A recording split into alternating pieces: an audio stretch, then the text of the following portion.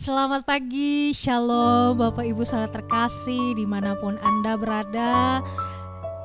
Tidak bosan-bosannya kami terus mengingatkan untuk kita senantiasa beribadah kepada Tuhan bersama-sama dengan saudara-saudari seiman kita, sekalipun Anda berada di rumah. Kita siapkan hati kita pagi hari ini Bapak Ibu saudara terkasih. Kita masih dalam rangka merayakan, memperingati kebangkitan Tuhan, di mana pada waktu dia bangkit, dia masih bersama-sama dengan murid-muridnya, senantiasa untuk mengajar sebelum dia naik ke surga dan diturunkan Roh Kudus kepada kita. Saya undang kita semuanya siapkan hati, tubuh, jiwa, roh, biar Allah melawat kita pagi hari ini. Haleluya, dalam nama Yesus kita siapkan ibadah. Amin.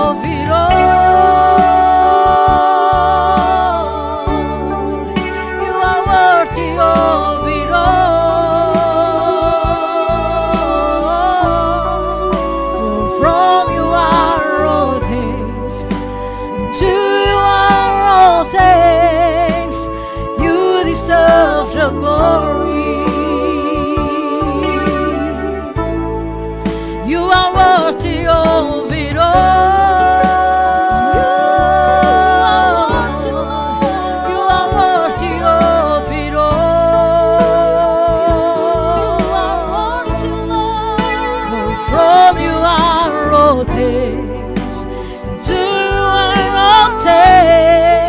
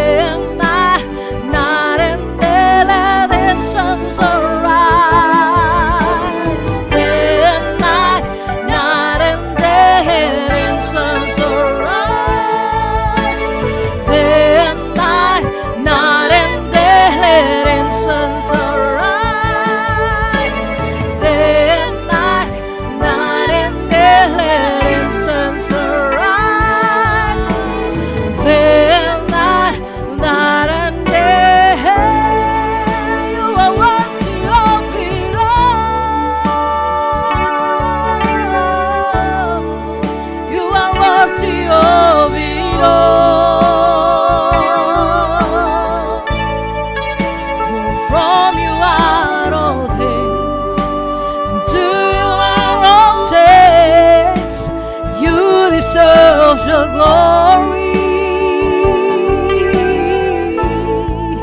You are worthy of it all. You are worthy of it all. Yes, you are worthy, Lord. For from you are all things, to all things. You deserve the glory. For from you are, for from you are all things, to all things. You deserve the glory. For from you are all things, to all things.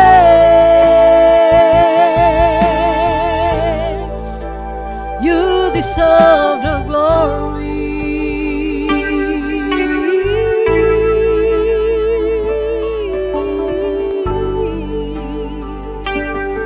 Engkau layak Tuhan, Engkau layak terima pujian, Engkau layak terima sembah. Engkau layak Tuhan. Kami berikan sembah bagimu, sembah bagimu. Engkau yang terima hormat, Engkau layak terima pujian kami, ya Allah. Darimu-lah segala sesuatu yang baik dalam hidup kami. Kami mau bersyukur, kami mau bersyukur. Engkau layak Tuhan, Engkau layak. You are worthy of it all. You are worthy of it all. For from you are all things, to you are all things. You deserve the glory. You are worthy of it all. You are worthy of it all. For from you are all things, and to you are all things. You deserve the glory. You are worthy of it all. You are worthy of it all. For from you are all things, to you are all things. You deserve the glory. Yes, you deserve. You are worthy of it all. You are worthy of it all. For from you are all things, to you are all things. You deserve the glory. For from you are all things, to you are all things. You deserve the glory. For from you are all things, to you are all things. You deserve the glory.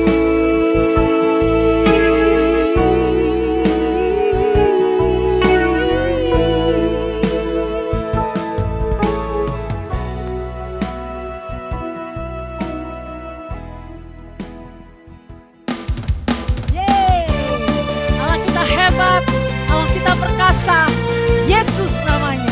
Amin.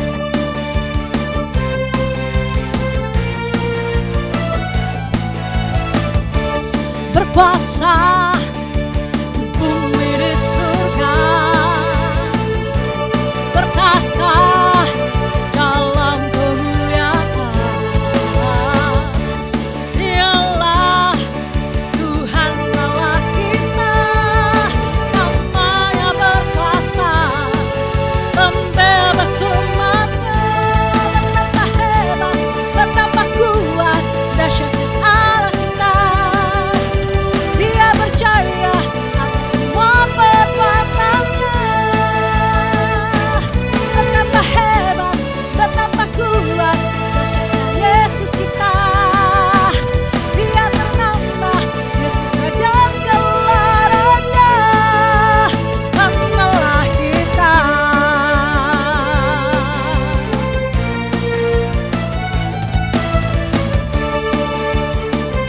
Semuanya kita bersama-sama naikkan pujian ini. Berkuasa di bumi di surga, bertahta dalam kemuliaan. Dialah Tuhan Allah kita, namanya berkuasa, pembebas umatnya. Betapa hebat, betapa kuat, dahsyatnya Allah kita. Dia percaya atas semua perbuatannya. Betapa hebat, betapa kuat, dahsyatnya Allah kita. Dia ternama atas semua perbuatannya. Tuhan Allah kita. Oh, oh,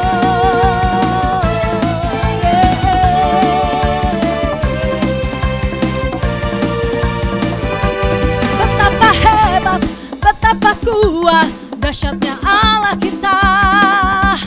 Dia percaya atas semua perbuatannya.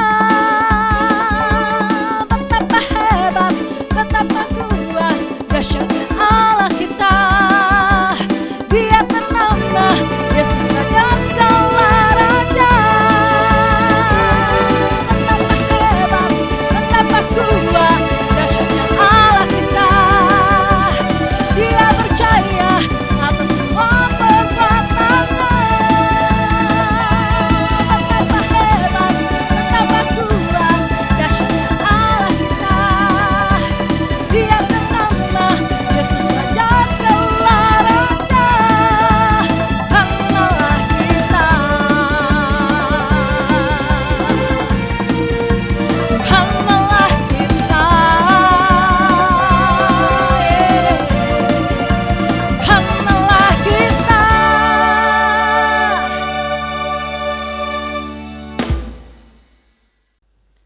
Shalom Bapak Ibu Saudara yang dikasihi Tuhan.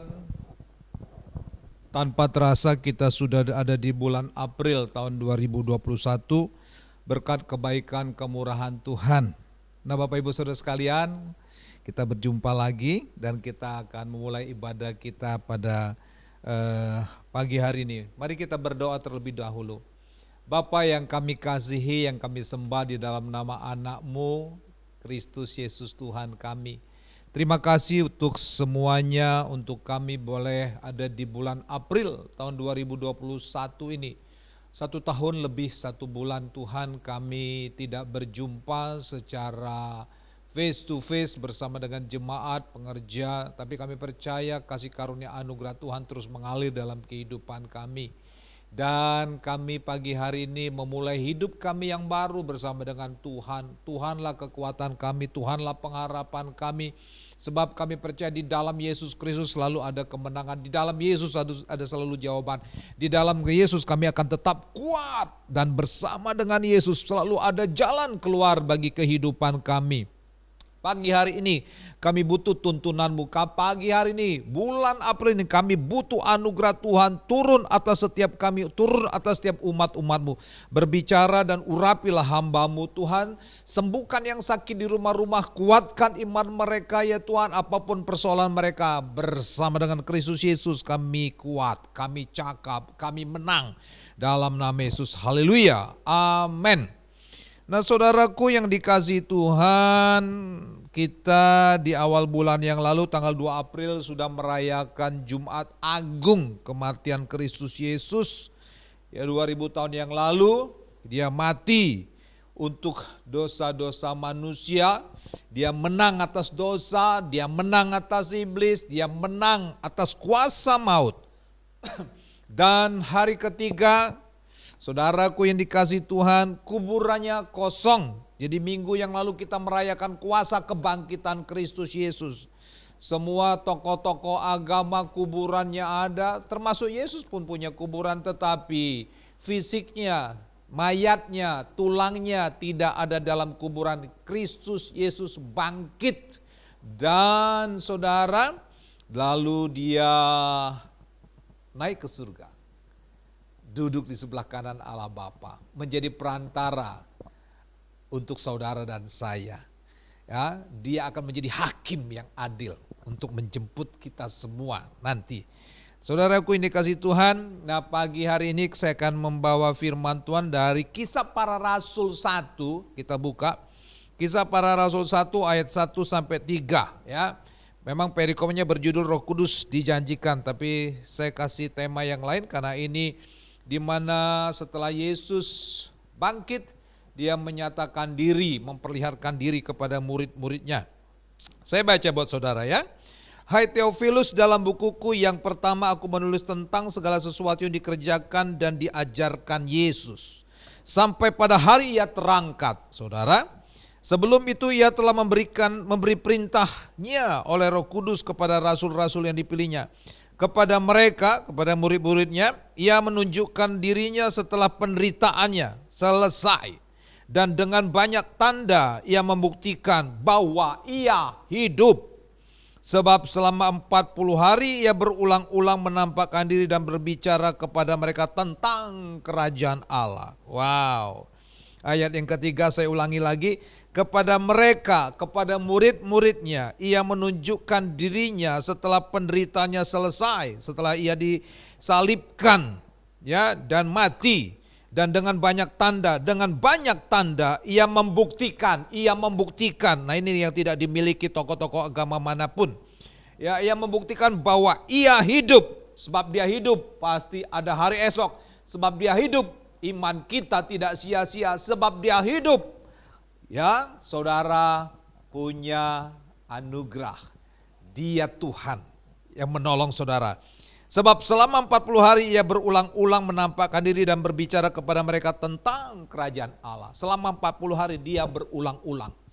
Jadi tema kita minggu hari ini, apa tujuan Yesus menyatakan diri ya sesudah kematiannya? Apa tujuan Yesus menyatakan diri kepada murid-muridnya setelah kematiannya? Ya, tujuan Yesus menyatakan diri kepada murid-muridnya.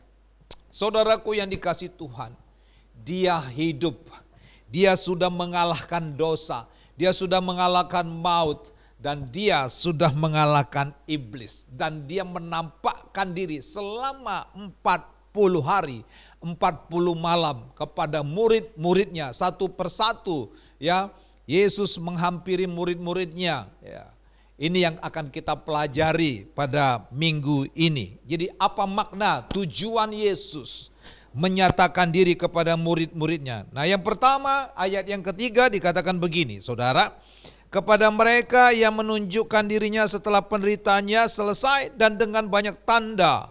Banyak tanda loh saudara. Ya, ia membuktikan bahwa ia hidup sebab selama 40 hari ia berulang-ulang menampakkan diri dan, nah ini nih dia, dan berbicara kepada mereka tentang apa? Tentang kerajaan Allah. Jadi yang pertama, kenapa Yesus menyatakan dirinya bangkit dan kemudian menghampiri muridnya untuk menyatakan, memberitahukan bahwa kerajaan Allah. Saudara, apa itu kerajaan Allah? Ya, Kadang-kala ada orang bingung dengan kerajaan sorga. Kalau kerajaan sorga berbicara nanti pada saat kita ya dipanggil setelah hari penghakiman, nah itu dia. Kita naik ke surga. Jadi surga berbicara suatu tempat yang dipersiapkan Tuhan kepada kita. Itu ya. Tetapi kerajaan Allah, apa yang dikatakan Alkitab tentang kerajaan Allah, betapa pentingnya juga kerajaan Allah dalam kehidupan orang percaya dan supaya orang percaya tahu apa itu kerajaan Allah. Nah, Matius 6 ayat 33 berkata begini, saudara. Matius 6 ayat 33 berkata begini. Tetapi carilah dahulu kerajaan Allah dan kebenarannya, maka semuanya itu akan ditambahkan kepadamu. Jadi, tetapi carilah dahulu kerajaan Allah dan kebenaran. Jadi kerajaan Allah itu berbicara tentang kebenaran. Apa itu kebenaran? Nanti kita coba pelajari, saudara ya. Yesus itulah adalah kebenaran. Dalam Yohanes 14, akulah kebenaran. I am the truth. Yesus itulah kebenaran. Jadi kita harus belajar kebenaran, mengucapkan kebenaran, menghidupkan kebenaran. Firman Tuhan Yesus itulah firman adalah kebenaran itu, ya kan? Dan kemudian di dalam Lukas 17 ayat 20b berkata begini tentang kerajaan Allah. Ya, Lukas 17 ayat 20b berkata, kerajaan Allah datang, kerajaan Allah datang tanpa tanda lahiriah. Kerajaan Allah tanpa tanda lahiriah. Jadi nggak berbentuk, saudara. Kalau suatu kerajaan ada bentuknya, ada pemerintahannya. Tapi yang dimaksud dalam firman Tuhan kerajaan Allah itu tanpa hal-hal lahiriah, tidak berbentuk. Karena dia kebenaran, barang siapa menghidupi kebenaran dia sedang menghidupi kerajaan Allah. Kemudian ayat 21b juga berkata begini, sebab sesungguhnya kerajaan Allah ada di antaramu. Jadi kerajaan Allah itu ada di antaramu sebab Kristus itu telah datang kepada kita. Kolose 1 ayat 27, Kristus di dalam kamu, dialah pengharapan akan kemuliaan sebab dia hidup. Karena dia hidup kita memiliki pengharapan dan kita tinggal di dalam dia dan itu disebut dengan kerajaan Allah. Jadi kerajaan Allah itu dia ada di antara kita, diam bersama-sama dengan kita ketika Bapak, Ibu, saudara dan saya tetap menghidupi kebenaran firman Tuhan. Jadi tujuan Yesus mengingatkan pentingnya kerajaan Allah, dia menghampiri kepada murid-muridnya. Dan di dalam ayat yang ketiga dari pasal 1 ini dikatakan ya, ia berulang-ulang menampakkan diri dan berbicara kepada mereka tentang kerajaan Allah.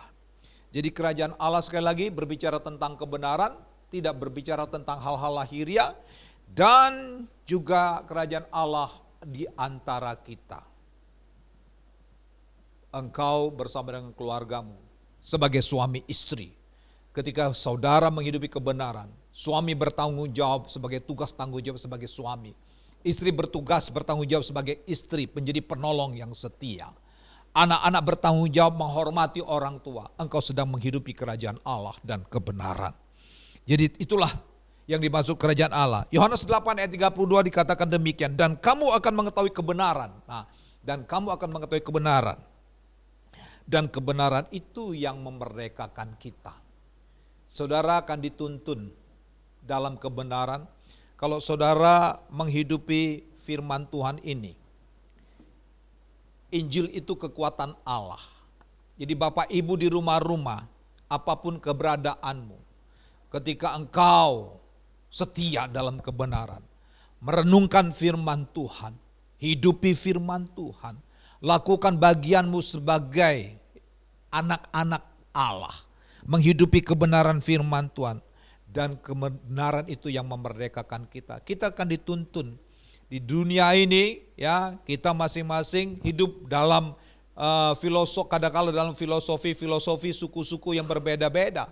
Tetapi suku apapun saudara, taruhlah firman Tuhan yang menuntun hidup saudara, maka saudara akan dimerdekakan oleh firman Tuhan. Saudara tidak akan salah melangkah dalam hal berbisnis pun. Saudara sungguh-sungguh bergumul dengan Tuhan.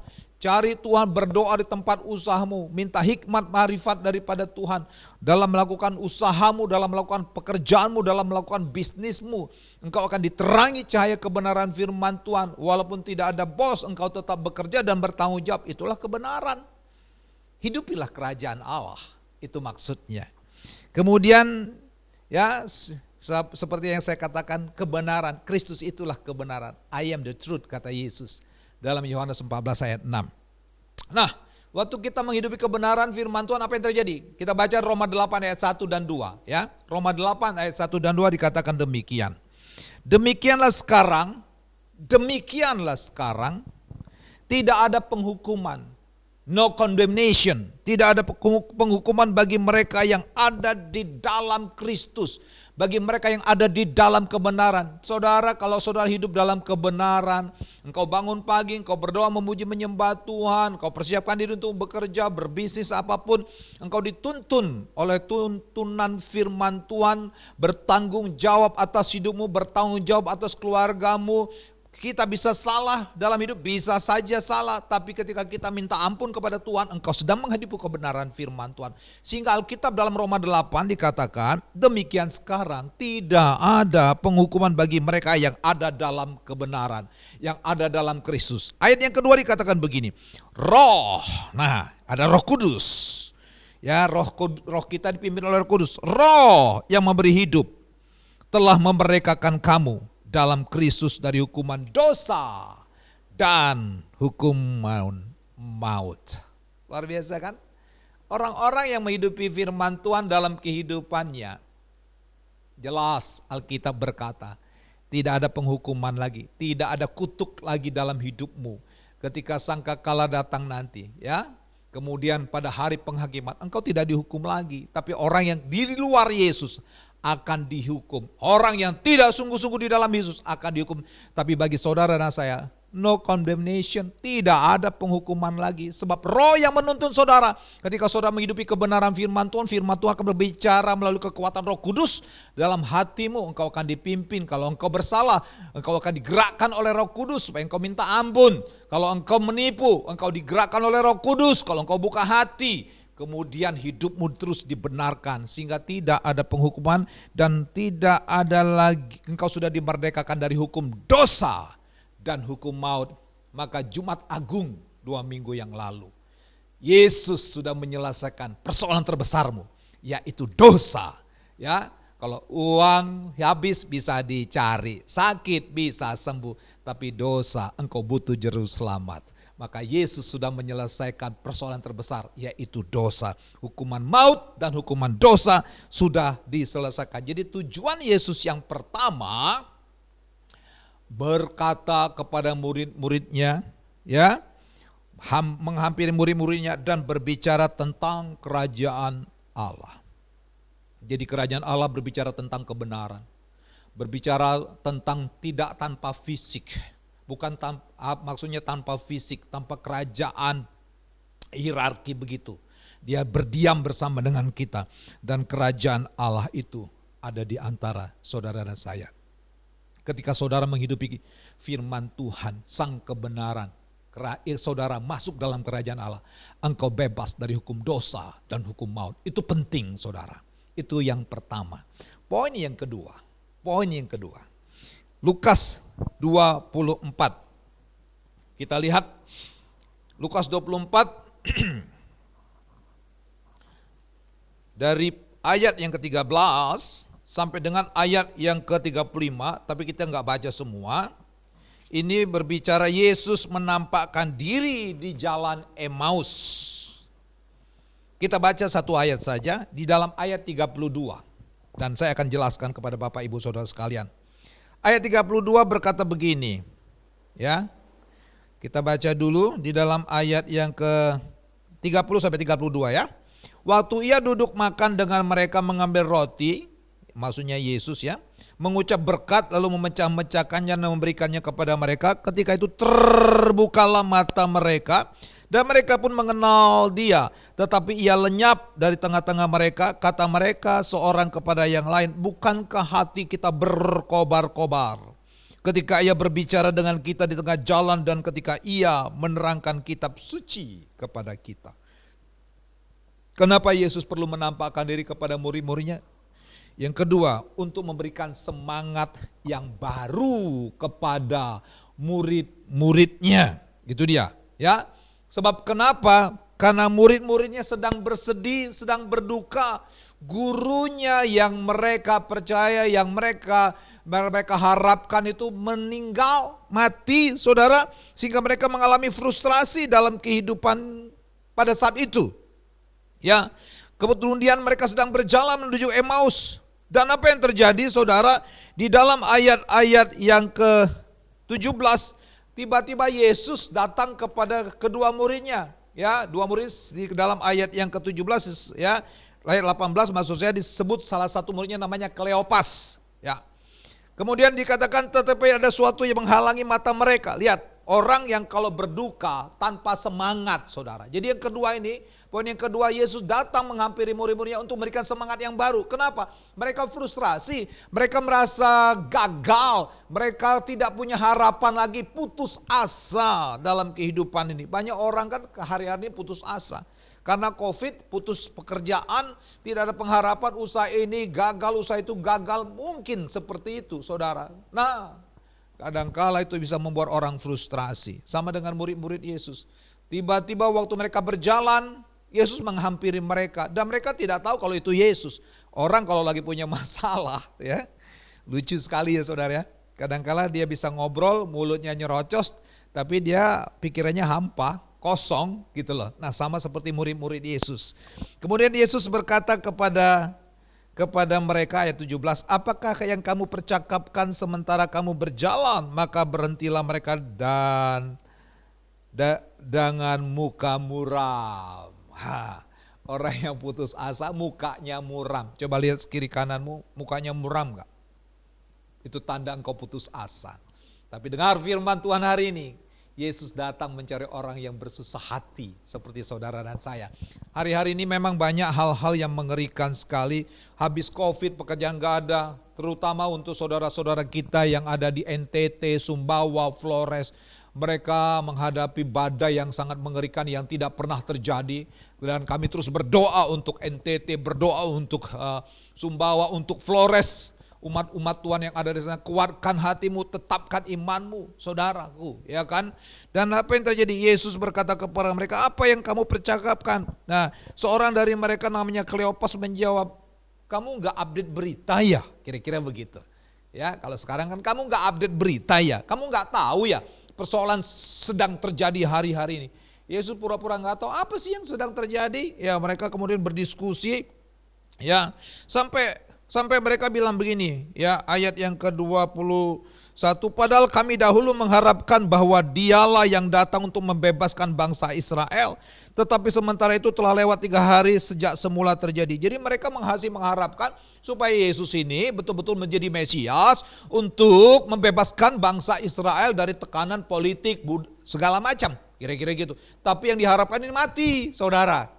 Itu yang membuat mereka gagal. Itu mereka membuat mereka frustrasi dalam kehidupan itu, ya kan? Sampai Yesus menghampiri mereka, mereka nggak tahu kalau itu Yesus. Menyedihkan sekali saudara ya. Ya. Dan kemudian dilanjutkan, tetapi beberapa perempuan dari kalangan kami telah mengejutkan kami pagi-pagi buta, mereka telah pergi ke kubur. Ayat yang ke-22. Dan tidak menemukan mayatnya. Lalu mereka datang dengan berita bahwa ia telah kelihatan kepada mereka, malaikat-malaikat yang mengatakan bahwa ia hidup. Lalu Yesus berkata kepada mereka, ya, ayat yang ke-25. Apa yang dikatakan Yesus? Nah, lihat. Lalu ia berkata kepada mereka, hai kamu orang bodoh, betapa lambannya hatimu. Jadi orang bodoh itu bukan di pikiran saudara, di hati. Jadi kalau hati kita susah, hati kita gundah gulana, membuat pikiranmu jadi bodoh.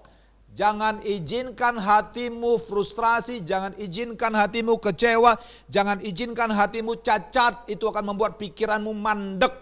Ya. Lalu ia berkata kepada mereka, hai kamu orang bodoh, betapa lambannya hatimu. Ya, bodoh dan lamban, ya. Sehingga kamu tidak percaya segala sesuatu yang telah dikatakan para nabi. Pada Yesus sudah berkata. Apa dikatakan Yesus? Ayat 26, bukankah Mesias harus menderita semuanya itu untuk masuk ke dalam kemuliaannya? Yesus berulang-ulang sebelumnya sudah mengingatkan para murid-murid bahwa dia akan mati, ya, disiksa, disalibkan pada hari ketika dia bangkit. Itu dikatakan oleh kitab suci. mengingatkan kepada para murid-muridnya supaya mereka mempersiapkan dan harusnya mereka sudah tahu. Jangan sampai kita pun terlambat seperti murid-murid Tuhan Yesus pada 2000 tahun yang lalu. Tapi yang luar biasa, Yesus mengasihi kita. Meskipun mereka masih lamban, mereka bodoh, tapi Yesus tetap datang mengingatkan mereka. Kenapa demikian? Sebab Yesus Allah itu kasih. Dan saudara adalah sasaran cinta kasih Allah. Dia tetap mengasihi kita. Untuk memberikan semangat kepada kita. Supaya kita sadar dan supaya kita percaya kepada dia. Itu tujuan Yesus. Nah, orang-orang yang dilanda persoalan, yang dilanda masalah, pikirannya jadi buntu. Seperti murid-murid Tuhan Yesus. Ya kan? Kita harus bangkit saudara. Kita harus bangkit. Kemudian kita lanjutkan. Ayat yang ke-30 dikatakan begini. Dari ayat 28, mereka mendekati kampung yang mereka tuju, lalu ia berbuat seolah-olah hendak meneruskan perjalanan. Tetapi mereka sangat mendesak Yesus, katanya, tinggallah bersama-sama dengan kami, sebab hari telah menjelang malam dan matahari hampir terbenam. Lalu masuklah ia untuk tinggal bersama-sama dengan mereka. Waktu ia duduk makan dengan mereka, ia mengambil roti dan mengucap berkat, lalu memecah-mecahkannya dan memberikan kepada mereka. Ketika itu terbukalah mata mereka dan mereka pun mengenal dia, tetapi ia lenyap dari tengah-tengah mereka. Karena Yesus menggunakan tubuh kemuliaan yang tidak dibatasi oleh ruang, tembok, dan waktu lagi. Kata mereka, seorang kepada yang lain, bukankah hati kita berkobar-kobar ketika ia berbicara dengan kita di tengah jalan dan ketika ia menerangi kitab suci kepada kita. Saudaraku yang dikasihi Tuhan, kehadiran Yesus menyadarkan kita. Perhatikan ini, kehadiran Yesus itu menyadarkan Bapak Ibu supaya kita terus menghidupi kebenaran, supaya kita pegang janji firman-Nya. Itu dia. Masalah selalu ada dalam kehidupan kita. Kekasih-kekasih Tuhan, kalau misalkan ada jemaat-jemaat Tuhan yang ada di NTT, di Flores, di Sumba, engkau lihat seperti murid-murid Yesus. Mereka pada saat itu pun mereka merasa frustrasi. Mereka rasa semuanya telah gagal, semuanya hilang. Hari-hari ini mungkin engkau pun mengalami bencana. Ada keluargamu yang meninggal. Kemudian rumahmu pun sudah tidak ada karena atapnya terangkat. Binatang peliharaannya pun mati semua. Kami tahu penderitaanmu. Tapi hari ini Tuhan Yesus pun menghampiri engkau. Pencobaan-pencobaan yang kita alami, pencobaan yang biasa, yang tidak melebihi kekuatanmu. Tetaplah berpegang kepada Kristus Yesus. Di dalam Yesus ada pengharapan sebab dia hidup. Karena dia hidup ada hari esok. Kadangkala dia izinkan segala sesuatu terjadi untuk menyatakan kuasanya. Tetaplah percaya, tetaplah pegang janji firman Tuhan dalam kehidupanmu. Makanya Yesus perlu menyatakan diri kepada murid-muridnya supaya mereka jangan gagal fokus. Engkau jangan berfokus kepada hartamu, jangan berfokus kepada keadaan, berfokuslah kepada Tuhanmu yang hebat dan yang luar biasa itu. Dia hebat saudaraku, dia dahsyat. Dia sanggup mengubah segala keadaan. Percayalah kepada dia. Janjinya ya dan amin. Situasimu belum selesai. Dia Tuhan yang sanggup membalikkan tangan. Itu Tuhan. Dia dahsyat. Dia mengasihi saudara. Dia mencintai saudara. Sekalipun keadaan kita semakin hari seolah-olah semakin tidak baik. Tapi kita punya Tuhan yang pegang kendali. Dia yang kontrol segala sesuatu. Dia sanggup mengubah keadaan saudara dan saya. Saya teringat bagaimana Yesaya 57 ayat 15 berkata demikian. Yesaya 57 ayat 15 berkata demikian. Sebab beginilah firman Tuhan dalam Yesaya 57 ayat 15. Sebab beginilah firman yang maha tinggi dan yang maha mulia, yang bersemayam untuk selamanya dan yang maha kudus namanya. Dia berkata, aku bersemayam di tempat tinggi dan bersemayam di tempat kudus, tetapi juga bersama-sama dengan orang yang remuk dan rendah hati. Ya, Yesus bersemayam di tempat yang maha tinggi, bersemayam di tempat yang maha kudus, tapi dikatakan dia bersama-sama dengan orang yang remuk dan rendah hati untuk menghidupkan semangat orang-orang yang rendah hati, dan untuk menghidupkan hati orang-orang yang remuk. Saudaraku, ini kasih Tuhan, ini pesan Tuhan. Dalam keadaanmu yang mungkin seolah-olah tidak ada lagi pengharapan. Tapi firman Tuhan dalam Yesaya 57 ayat 15 berkata, demikianlah firman Allah yang maha kudus dan yang maha tinggi. Ya, dia bersemayam di tempat kudusnya, di tempat yang maha tinggi. Tapi dia juga bersemayam, ya, bersama-sama dengan orang yang remuk hati dan hancur hati. Dia tahu situasi keadaanmu. Ketika engkau berseru kepada Yesus, dia bersemayam, dia sanggup tolong saudara. Salah satu teman saya yang di Kupang, waktu kejadian badai tersebut, dia bilang, Om, ya, dia masih panggil saya Om karena dia jauh lebih muda dari saya. Malam itu mengerikan sekali, malam yang pekat, kata dia. Tiba-tiba atap rumah terangkat. Kami tidak bisa saling menolong, dia tinggal di rumah salah satu gembalanya.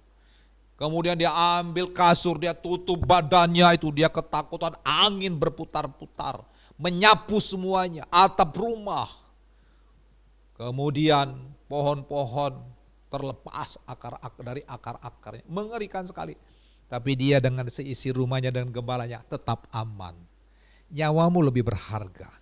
Ketika engkau berseru kepada Yesus, dia bersemayam. Engkau akan diberkati, engkau akan dilindungi. Kadang-kala Tuhan izinkan segala sesuatu dibersihkan, supaya dia sedang munculkan kekuatan Roh Kudus dalam dirimu. Ada Tuhan yang sanggup mengubah keadaanmu. Percayalah saudara, ketika segala sesuatu sedang dibersihkan Tuhan, dia sanggup memberkati, mempromosikan, bahkan mengubah segala sesuatu, menumbuhkan yang baru dan yang luar biasa, dan yang berkualitas kebenaran. Siapkan diri saudara yang sedang menghadapi musibah, yang sedang mengalami bencana. Tuhan bersemayam bersama dengan saudara. Katakan amin. Itu yang kedua. Yang ketiga, saudara, kita baca Yohanes 20 ayat 29. Yohanes 20 ayat 29 dikatakan demikian, ya. Yohanes 20 ayat yang ke-29, dari ayat yang ke-24 sampai dengan ayat 29. Perikopnya berjudul Yesus menampakkan diri kepada Thomas. Saya pikir saudara sudah tahu semua, ya, apa yang dikatakan kitab Yohanes 20 ini. Ayat 29 dikatakan, kata Yesus kepadanya, karena engkau telah melihat aku, maka engkau percaya. Berbahagialah mereka yang tidak melihat namun percaya. Saudara, murid-murid Yesus memberitahukan kepada salah satu muridnya Thomas, gurumu bangkit, guru kita bangkit loh. Masa? Banyak kan orang-orang juga begitu toh. Bahkan ada anak-anak Tuhan di gereja, masa sih? Waktu istri saya juga divonis permanen mandul, itu hampir 11 tahun lebih. Dan kemudian ada teman-teman saya, sudahlah ambil kena angkat aja. Enggak, saya bilang, bagi Tuhanku tidak ada yang mustahil. Masa? Ada yang bilang begitu loh saudara. Anak Tuhan percaya kepada Yesus. Dan itulah iman saya. Saudara, iman itu dasar dari segala sesuatu yang belum kelihatan tapi kita percaya. Itu dia. Nah, Thomas sayangnya, walaupun dia sudah ikut Yesus, dia udah sering lihat Yesus bikin mujizat, kok bagi Tuhan tidak ada perkara yang mustahil. Tapi sayangnya Thomas, walaupun dia sudah lihat mujizat, Yesus memberikan makan 5.000 orang laki-laki, menyembuhkan orang yang sakit, membangkitkan Lazarus, ya, kadang-kala masih nggak percaya. Bukankah kadang-kala banyak orang juga demikian seperti Thomas, saudara, ya? Nah, yang ketiga ini poinnya, kehadiran Yesus memulihkan iman percaya, itu dia. Kehadiran Yesus memulihkan iman percaya anak-anak Tuhan. Terkadang dalam himpitan, dalam masalah, iman kita bisa saja sirna, saudara. Putus asa, sama dengan murid-murid Yesus yang kita baca tadi. Ya, mereka sedang berjalan ke Emmaus, mereka nggak lihat Yesus, padahal Yesus sudah menyatakan diri dan mengingatkan mereka masih tetap tidak percaya. Nah, kembali yang ketiga ini, kehadiran Yesus memulihkan iman percaya. Nah, Thomas dihampiri oleh Tuhan Yesus. Puji Tuhan juga ya, Yesus menyatakan diri kepada Thomas, menegaskan bahwa iman itu bukan sekedar untuk melihat. Lihat dengan kacamata fisik ini terbatas, tapi melihat dengan kacamata iman tidak terbatas. Sama dengan janji Tuhan kepada saudara dan saya. Percaya kepada Yesus, engkau diselamatkan dan namamu tercantum dalam kitab kehidupan. Anak-anak Tuhan, apapun keadaanmu, percayalah kepada janji firman Allah. Ya, ketidakpercayaan kita tidak mengubah situasimu. Itu dia. Ketidakpercayaanmu tidak akan mengubah situasimu, tapi yang mengubah situasimu yang tidak mungkin menjadi mungkin, iman percaya. Nah, iman percaya itu mesti dilatih, saudara.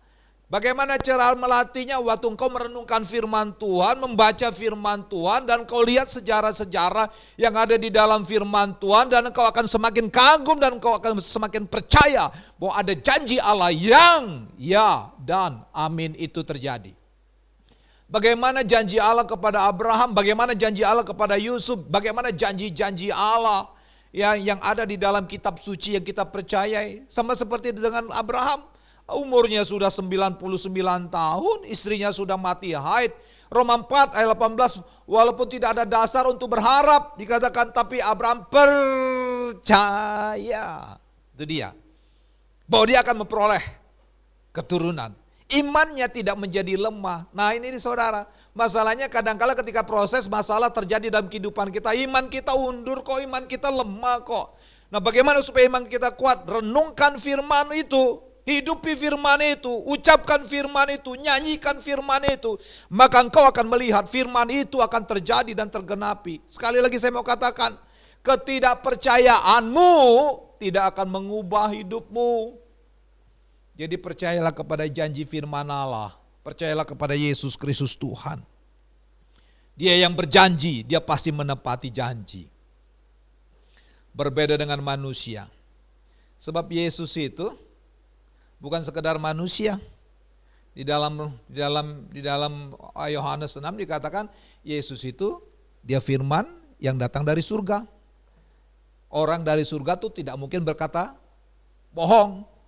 Manusia yang penuh dengan dosa ini sering berkata bohong, janji-janji tinggal janji. Tapi Yesus sekali berjanji dia pasti menepati janji.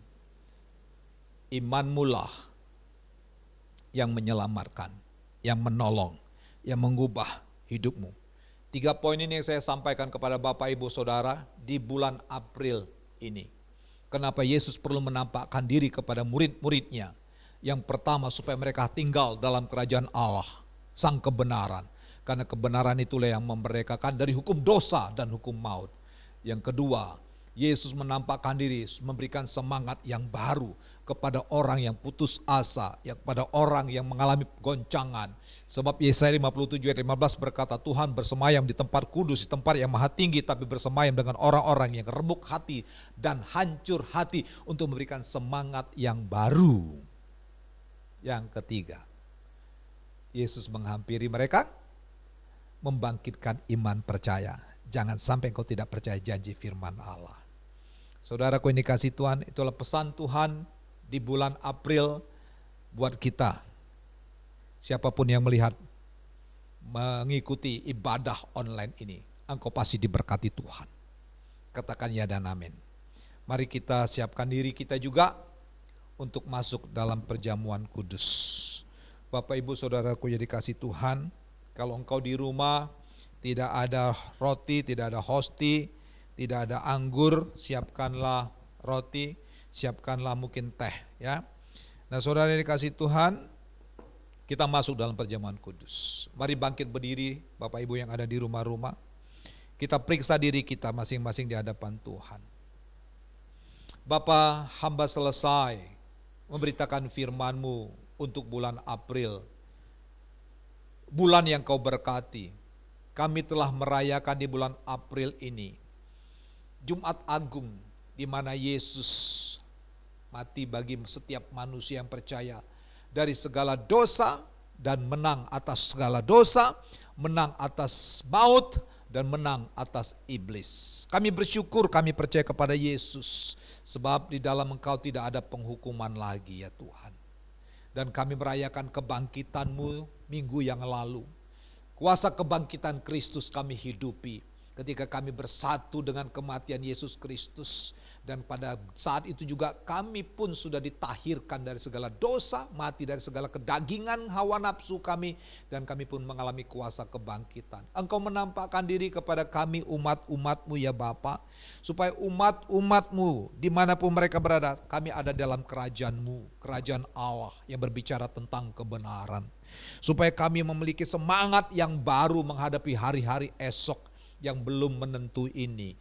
Demikian juga Tuhan memulihkan iman percaya kami. Kami berdoa, Tuhan ampuni dosa kami. Kalau kami ada pelanggaran, ada salah dalam kehidupan kami.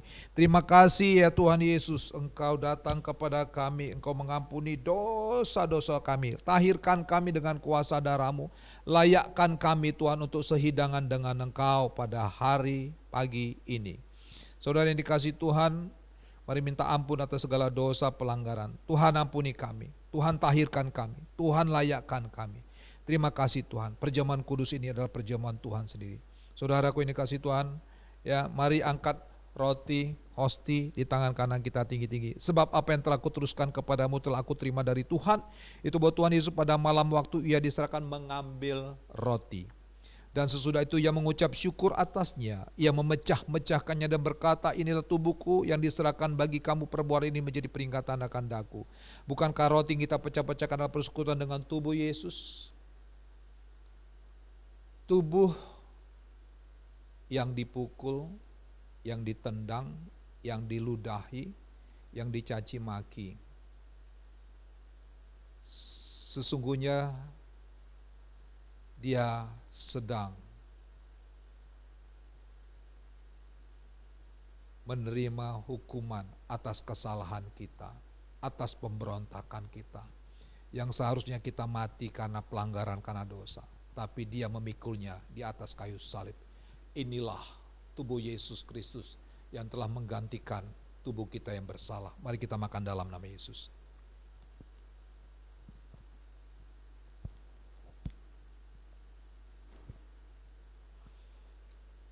Angkat cawan anggurmu di tangan kanan tinggi-tinggi.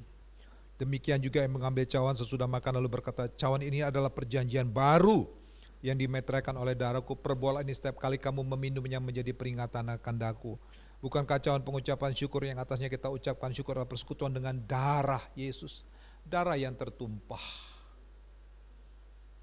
saat dia memikul salib, saat dia dimahkotai duri, saat dia bergerak berjalan ke bukit Golgota dengan tubuhnya yang letih lesu, darah yang keluar dari kepala, darahnya yang keluar dari tangan, kaki, bahkan lambungnya, sekujur tubuhnya penuh dengan darah. Oleh darahnya lah kita diselamatkan. Oleh darahnya lah kita hubungan kita dengan Bapa dipulihkan. Oleh darahnya lah engkau menerima kemuliaan Tuhan. Inilah darah Yesus yang mengampuni dosa seluruh dunia. Mari kita minum dalam nama Yesus. Kita ucapkan terima kasih kita kepada Tuhan Yesus yang telah memulihkan, yang telah menyelamatkan, yang telah menolong kita. Terima kasih Tuhan, terima kasih Tuhan, terima kasih. Terima kasih Tuhan Yesus, Engkau sudah mengampuni kami, Engkau telah mentahirkan kami, Engkau telah melayakkan kami. Terima kasih untuk pemulihan, terima kasih Tuhan Yesus, terima kasih berkat-Mu tercurah untuk anak-anak-Mu. Kami percaya kami telah mendengar kebenaran firman Tuhan yang telah disampaikan hari ini, supaya kami terus tinggal dalam kerajaan Allah dan kebenarannya. Biarlah setiap anak-anak Tuhan hari-hari ini apapun keadaan kami tetap kuat. Kami mau tetap tinggal dalam kebenaran firman Tuhan. Sekali Yesus, tetaplah Yesus sampai selama-lamanya. Dan kami percaya Tuhan, iman kami diberikan kekuatan yang baru. Kami memiliki semangat yang baru. Siapapun yang mengalami goncangan, mengalami masalah, tekanan hidup, terutama anak-anak Tuhan yang di Kupang, yang ada di NTT, yang ada di Sumba, yang ada di Flores, Tuhan sembuhkan mereka yang sakit, kuatkan mereka, pulihkan keadaan mereka. Demikian juga anak-anak Tuhan dimanapun mereka mengalami persoalan, Tuhan campur tangan, Tuhan memberkati kehidupan mereka. Dan kami percaya iman kami semakin dikuatkan. Melalui persoalan, melalui masalah. Di dalam nama Yesus, sembuhkan yang sakit sekali lagi, kuatkan yang lemah. Dan Tuhan Yesus memberkati saudara berlimpah-limpah. Tuhan Yesus memberkati saudara. Haleluya. Amin. Saudaraku yang dikasih Tuhan, kita sudah selesai ibadah kita ya di minggu ini. Mari kita berdoa menerima berkat dari Bapa di surga. Bangkit berdiri, arahkan hati, pikiranmu kepada Bapa di surga. Kekasih-kekasih Tuhan, biji mata Tuhan, terimalah sukacita, terimalah damai sejahtera, terimalah kasih Bapa, terimalah anugerahnya, yaitu firman Tuhan yang telah diurapi dengan kekuatan Roh Kudus yang menuntun, memimpin, menyertai kita selamanya. Dan dia akan datang menjemput kita di awan-awan yang permai. Yang berbahagia bersukacita sama-sama katakan amin.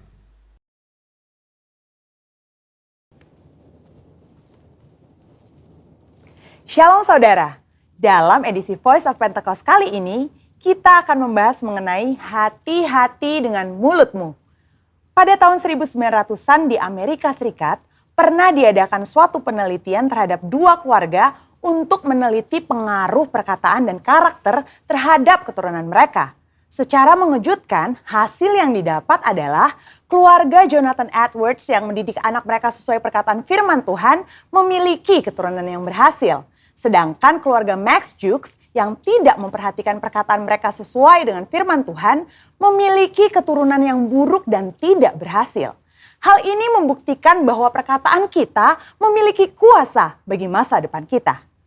Yesaya 50 ayat 4 dikatakan, Tuhan Allah telah memberikan kepadaku lidah seorang murid, supaya dengan perkataan aku dapat memberi semangat baru kepada orang yang letih lesu. Setiap pagi ia mempertajam pendengaranku untuk mendengar seperti seorang murid. Pertanyaannya sekarang, bagaimana caranya agar lidah kita disebut sebagai lidah seorang murid? Yang pertama, mengendalikan setiap perkataan yang keluar dari mulut kita. Yakobus 3 ayat 5, 6, dan 8 berkata, demikian juga lidah, walaupun suatu anggota kecil dari tubuh, namun dapat memegahkan perkara-perkara yang besar. Lihatlah, betapapun kecilnya api, ia dapat membakar hutan yang besar. Lidah pun adalah api. Ia merupakan suatu dunia kejahatan dan mengambil tempat di antara anggota-anggota tubuh kita sebagai sesuatu yang dapat menodai seluruh tubuh dan menyalakan roda kehidupan kita. Sedang ia sendiri dinyalakan oleh api neraka, tetapi tidak seorang pun yang berkuasa menjinakkan lidah. Ia adalah sesuatu yang buas, yang tak terkuasai, dan penuh racun yang mematikan. Hal ini harusnya menyadarkan kita bahwa dosa perkataan atau dosa lidah bukanlah sesuatu yang main-main. Daud sendiri menyatakan bagaimana dia memiliki tekad yang kuat untuk menjaga dirinya supaya jangan berdosa dengan lidahnya. Daud memberikan sebuah istilah menahan mulutnya dengan kekang, di mana kekang artinya melakukan kontrol, memegang kendali terhadap mulut atau perkataan kita. Memang bukan sesuatu yang mudah, tapi bukan merupakan hal yang mustahil karena dengan pertolongan dari Roh Kudus, kita pasti bisa melaluinya. Yang kedua, menyadari bahwa semua perkataan kita diperhatikan oleh Tuhan. Perkataan merupakan ekspresi hati dan ungkapan dari apa yang kita pikirkan. Tuhan melihat kita jauh ke lubuk hati kita yang terdalam. Ia mengetahui segala motivasi hati kita. Mungkin orang lain dapat kita bohongi dengan perkataan manis dan lembut yang sebenarnya hanya sekedar menutupi hati yang busuk atau pikiran yang jahat. Tapi Tuhan tidak dapat dibohongi. Daud menyatakan dalam Mazmur 139 ayat 4, sebab sebelum lidahku mengeluarkan perkataan, sesungguhnya semuanya telah kau ketahui, ya Tuhan. Dalam konteks dunia modern saat ini, di mana media sosial menjadi salah satu sarana komunikasi yang dipakai untuk mengungkapkan ide, pendapat, komentar, informasi, bahkan curahan isi hati, jari-jari kita sebagai alternatif lidah atau bisa dikatakan sebagai lidah yang menuliskan perkataan kita di medsos juga harus kudus. Jangan sampai jari-jari kita mengetikkan pesan hoax, yaitu berita sembarangan yang tidak terbukti kebenarannya, apalagi yang menimbulkan perpecahan, kebencian, kebingungan, bahkan penyesatan bagi orang-orang yang membacanya. Yang ketiga, mulut kita senantiasa memperkatakan firman dan puji-pujian. Salah satu cara efektif untuk menjaga agar kita tidak salah menggunakan perkataan adalah dengan menggunakannya secara benar, yakni dengan cara senantiasa memperkatakan firman Tuhan dan puji-pujian kepada Tuhan di setiap waktu, di setiap keadaan, di setiap situasi kepada semua orang. Sambil kita memuji-muji Tuhan, ingatlah apa yang Tuhan nyatakan melalui Yakobus dalam suratnya. Jikalau ada seorang menganggap dirinya beribadah, tetapi tidak mengekang lidahnya, ia menipu dirinya sendiri, maka sia-sialah ibadahnya. Sebagai contoh, bila kita mengalami suatu kejadian yang kurang baik, kita tetap memperkatakan ucapan syukur kepada Tuhan dan bukannya bersungut-sungut, karena firman Tuhan berkata, mengucap syukurlah dalam segala hal. Yang keempat, menyelaraskan perkataan dengan perbuatan kita. Dalam 1 Yohanes 3 ayat 18 dikatakan bahwa kita harus mengasihi bukan hanya dengan perkataan atau dengan lidah saja, tetapi dengan perbuatan dan dalam kebenaran. Perkataan adalah sesuatu yang nyata dan dapat didengar secara nyata. Namun, ketika perkataan diucapkan untuk menyatakan perasaan kasih kepada seseorang, hal tersebut bisa menjadi sesuatu yang tidak berarti apa-apa jika tidak disertai dengan perbuatan nyata seperti yang dikatakan.